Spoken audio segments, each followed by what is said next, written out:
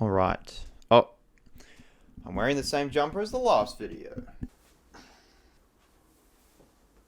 There we go.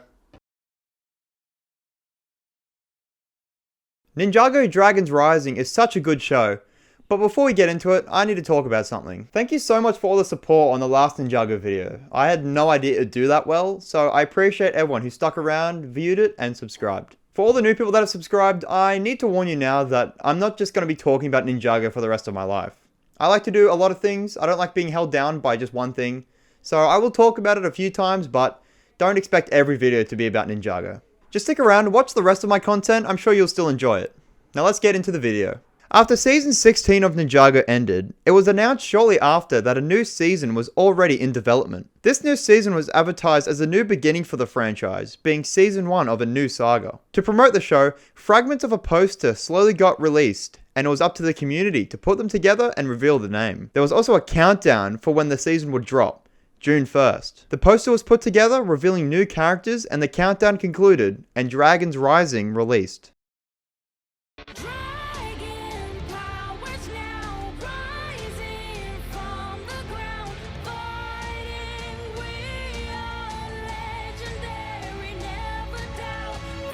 Patience is what we ninjas are made of, yeah. And when everything falls apart, know that we won't back down.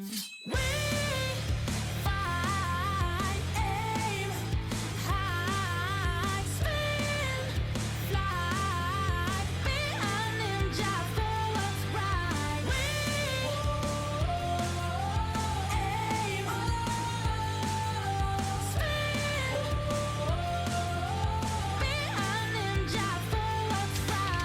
Fighting with honor, help one another, spiritual power, we grow, we hope for winning the battles. Go Ninjago, know we're the warriors in our lives.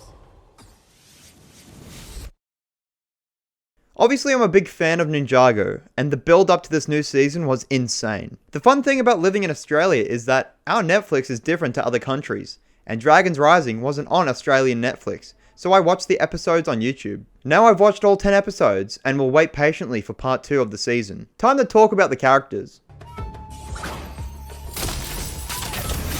Eren is the main character of the new show. He's a friendly and loving person who wants to help the people in the wake of the merge. He looks up to the ninja and is pretty capable in combat, teaching himself a version of Spinjitzu. He's got a fun little grappling hook, can make excellent pies, and dreams of becoming one of the ninja. His character seems like it's going down the jealousy road as Sora gains control of her elemental powers. So far, Eren doesn't have elemental powers, which could possibly make him feel useless later on. Prepare to be impressed again, Kai! Never mind! Sora is the other main character of the season. She comes from the kingdom of Imperium, and her backstory is slowly revealed throughout the season. Just like Eren, she wants to save others, mostly the dragons that are being taken by Imperium. She's the elemental master of technology, but is unable to use her powers so far without the help of Ryu. She hasn't got much confidence in herself or her powers, but I'm sure things will change in the future. You won't be able to forget me now, Anna!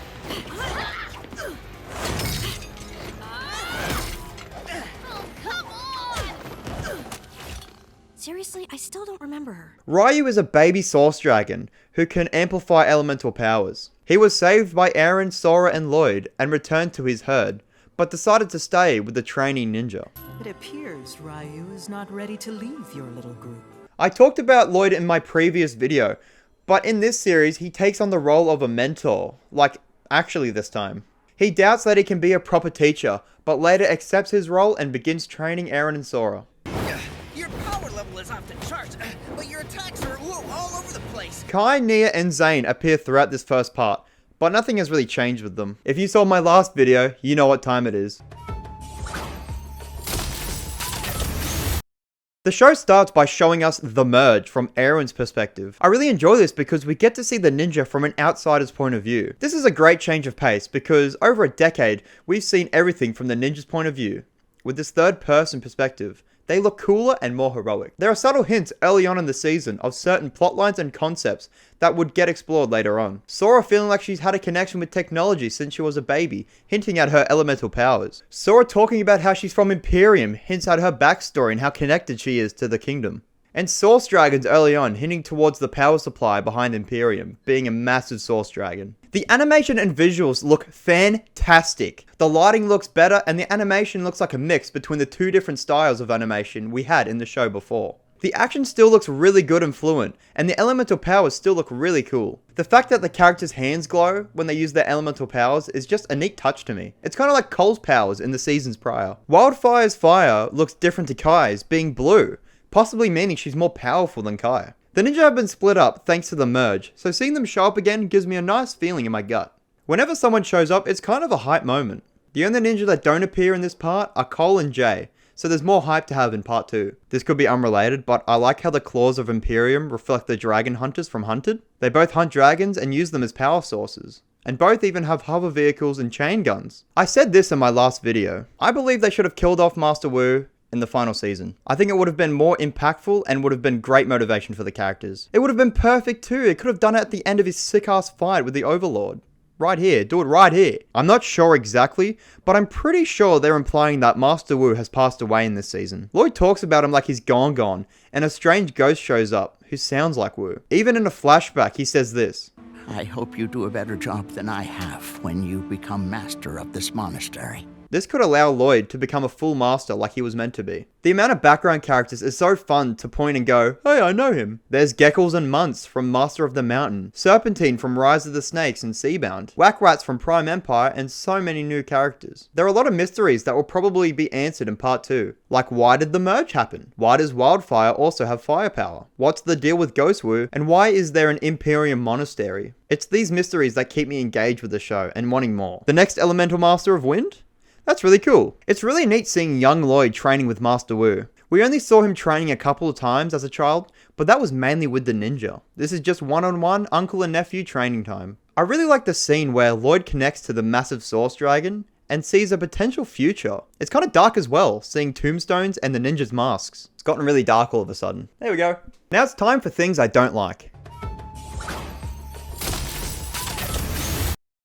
Bellatrix seems kind of bland as a villain. So far it seems just to be a basic let's take over the world plan, and that is so boring to me. Like, can't we get anything else? At least Dorama had a different plan, he just wanted to make a better show, but Bellatrix absorbed him into a boring plan. I think Raz is a really cool villain. He comes across very intimidating and powerful, but I think it's a little weird that Eren and Sora defeated him kind of easily later on. I think it's even more weird that they lock him up at the end instead of Raptor for failing. I do not like Raptor very much. At all. He gives me little brother, you got games on your phone energy, and I don't like it. The theme song confuses me a little bit. Before season 11, there was a recap on previous episodes, then the theme song introducing the characters. And then after season 11, they had the recaps in the theme song, but this one doesn't have either. I'm not saying it's bad, I just think it's a little strange. Why does Zane already have his new suit when Kai and Nia got theirs after rejoining Lloyd? It's not a big thing, it's just a nitpick I had. Where the hell is Pixel? She's not mentioned or anything. She was a big part of the team, and as far as we know, she just doesn't exist anymore. That's another little nitpick though.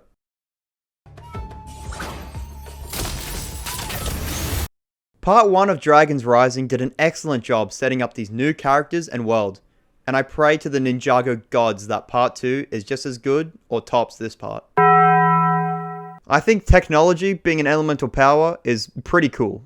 You can't tell me otherwise.